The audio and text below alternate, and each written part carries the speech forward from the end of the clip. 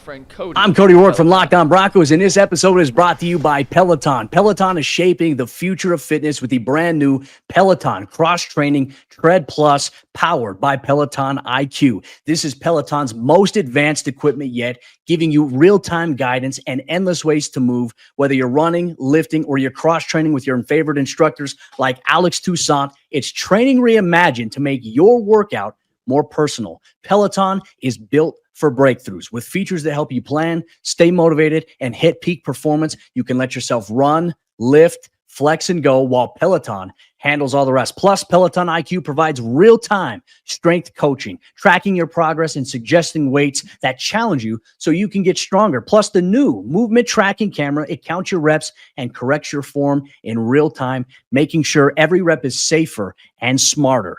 So, let yourself run, lift, flex, push, and go. Explore the new Peloton Cross-Training Tread Plus at onepeloton.com. All right, thanks, Cody. Guys, the trade deadline around the NFL is tomorrow, and over the weekend, Adam Schefter put out a report on how some teams, at least from what he's hearing, are planning on operating for the next 48 hours. This is what Adam Schefter said about the Browns in his article this weekend. Quote, though Cleveland has already completed 3 trades in the past month, acquiring Cam Robinson, sending Joe Flacco to Cincinnati, and swapping cornerbacks with Jacksonville, most sources believe the Browns will be aggressive in acquiring players before the trade deadline. He goes on to say the Browns do not sound inclined to trade tight end David Njoku, but they have been calling around the league looking to add quality young players to the roster. Earl, when you hear that from Schefter, it makes it sound like they may be more buyers than sellers at tomorrow's deadline. But is that what you believe is the right direction the franchise should go in? Absolutely. If you can acquire some young, talented players that can be a part of this roster, for the next 2 or 3 seasons, then yeah, that's the move that you make. As a fan of this team, I don't ever want to see you just to kind of like check out on the season while we're still in the season. Do I think we're going anywhere? No. But do I still want to see effort and them at least try to improve this roster somehow, some way? Absolutely, I want to see that. So if I can get me a young up-and-coming wide receiver, somebody with some raw potential that probably got like 2 years left on this deal, I'm trading for him. If I can get me a young offensive lineman or another interior defensive lineman that might have a couple years left, then I'm going to try to see what I can do to trade for him. This team needs an infusion of youth, and this team needs to think long-term when it comes to roster building. And so if you can acquire some young guys now that can be a part of your future, then I'm here for it. I'd even take it a step further because I know David Njoku's name has came up a lot lately as somebody that we can possibly trade away. But I would really, really strongly consider signing David Njoku to a 2-year extension. I don't think Harold Fanning is your traditional tight end. I do think he's the tight end of the future. But if you don't have like David Njoku out there, then you got Harold Fanning Jr. as your tight end 1, and you don't even have a quality pass catching tight end behind him.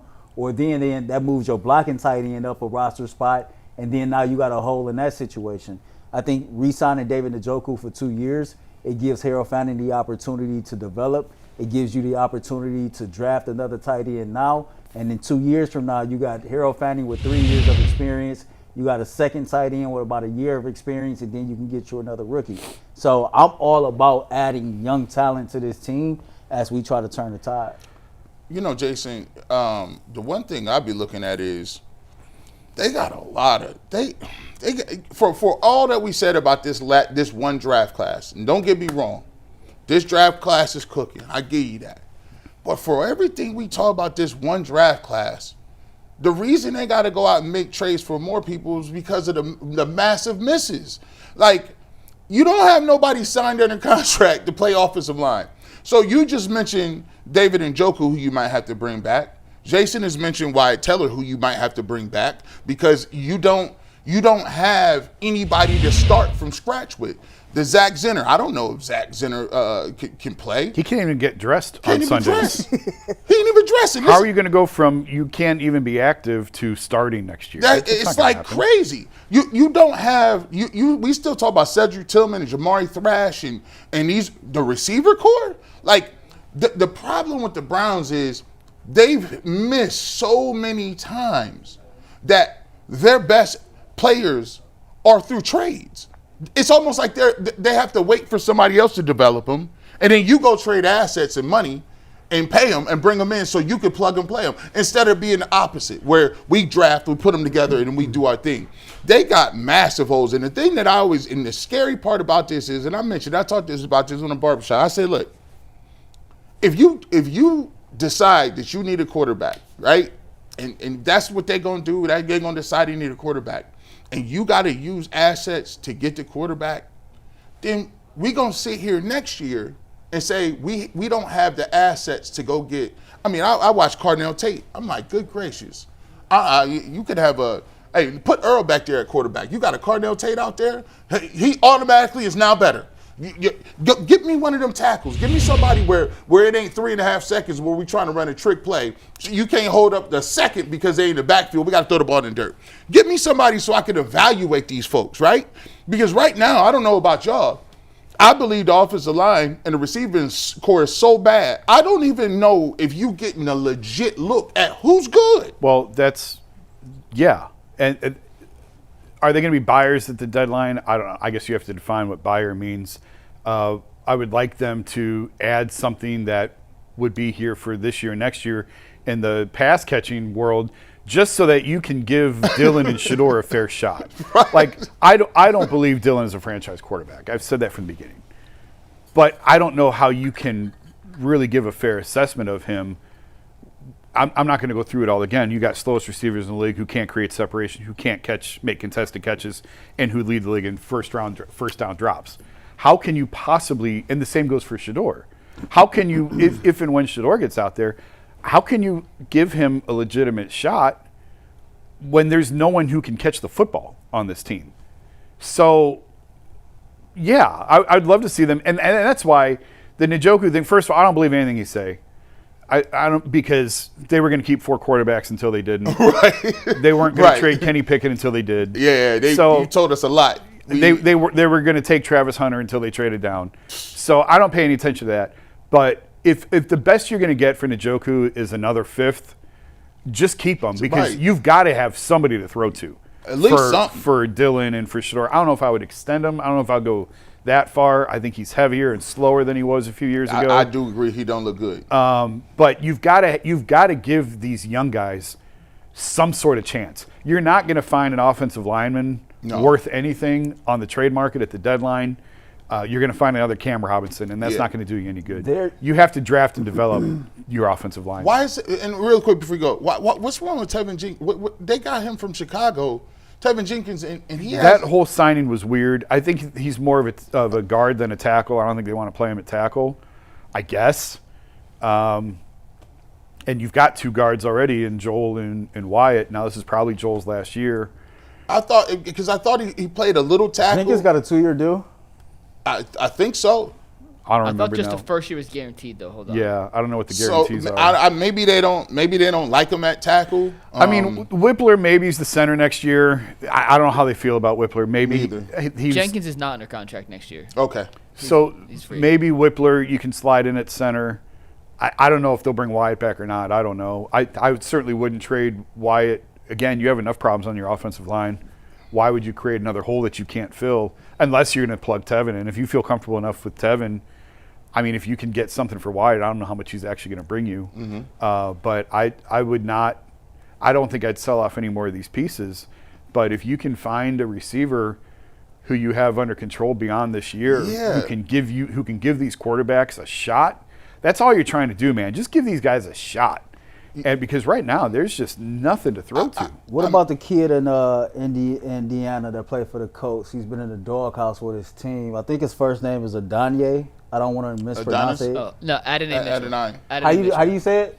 Adonai Mitchell. Adonai Mitchell.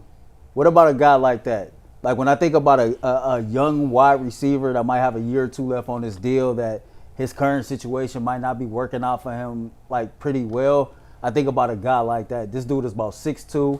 He's fast, and I think he can play some football. But I know, like, in Indiana right now, like, his situation is not the best. And so when I talk about, like, targets, a guy like that can be a quality wide receiver trade target for the Cleveland Browns. They need size. Their receivers are so small.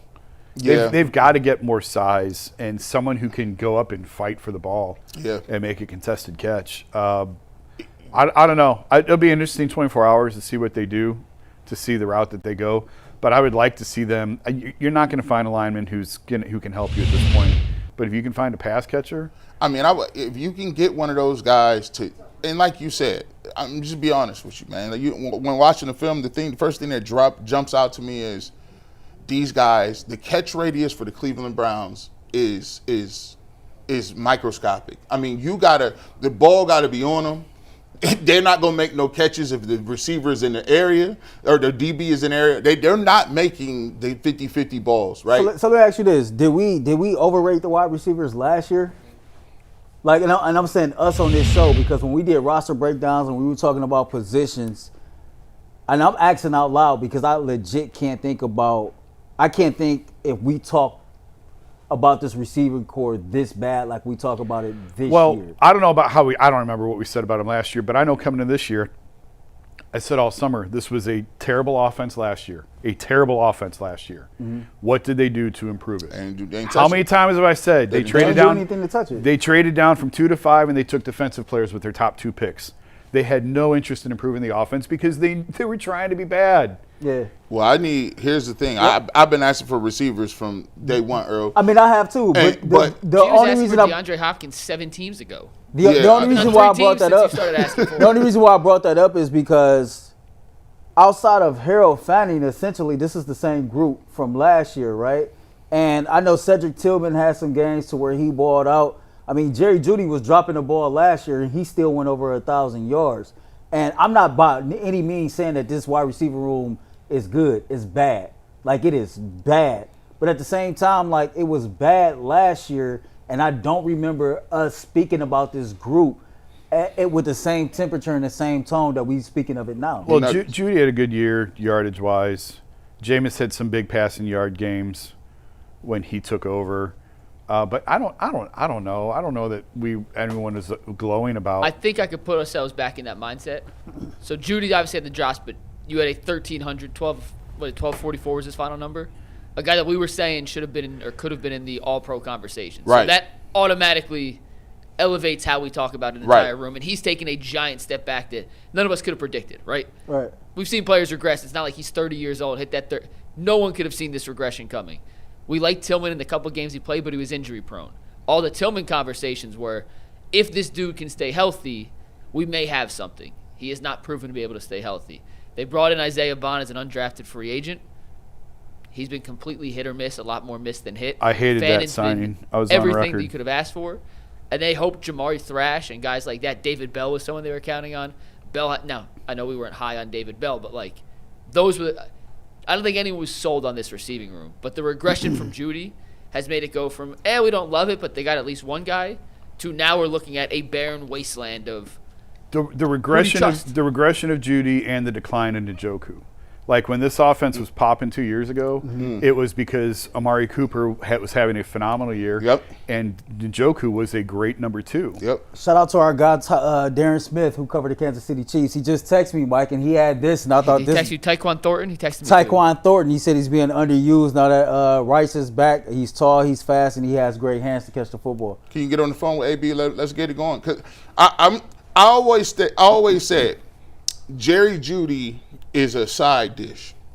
When you got Thanksgiving coming up, so so somebody out here treating him like he macaroni and cheese and it's a main course meal. When in reality, they go on the side with some greens, some yams, some cornbread, and some barbecue chicken. Yes, that makes sense. I don't even have to say nothing. Yes, Lord. Yes, that makes sense. He got he's a mac and cheese. Mac and cheese don't get it. Listen, if you got a bomb mac and cheese, that get it done. But you can't have mac and cheese and collard greens, and then you looking like where the ham, where the turkey. Anytime I've ever seen somebody eat mac and cheese, it's just like. That's for dinner? Like, but what? You got to have something to go with him. So if Jerry Jeudy does not perform, or he's a game-to-game dude. Say, for instance, you got 2 receivers. The other guy's a 1, he's a 2. If Jerry Judy's not catching the football, you still got somebody to prop him up. And if he get it going, It's like T. Higgins. I'm not looking at T. He's great, but I'm not looking at T. Higgins first. T. Higgins gets his off of Jamar Chase. We need somebody else. Yeah. And, I mean, how many times is this over the summer? This season is a fact-finding mission. Well, guess what? You found the facts. You are lacking severely in the receiver room. You've messed around, found out. But that's what this season was. This season was all about figuring out what you have and what you still need. And what you figured out was there ain't a whole lot on offense that you have, and there's a whole lot that you need. They tried to tell us during training camp Jamari Thrash was standing out above everybody else, man. Stop. All right, Stop guys. the madness. We got our